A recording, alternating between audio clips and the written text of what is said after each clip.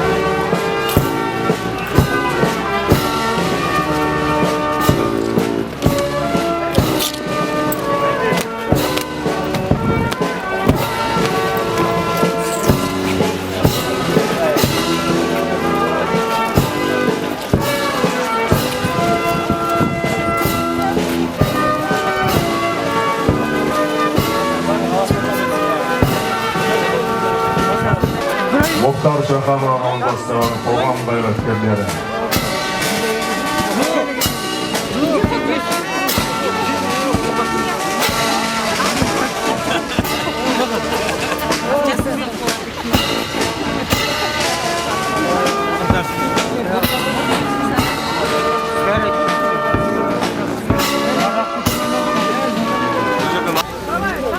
Желтоқсан көтерілісінде 168 адам қаза болды. Күні бүгінге оны біз кейінде комиссия құрып, соның мәлімдемесіне жарияладық. Бірақ әлі күнге дейін ол тексерілген жоқ.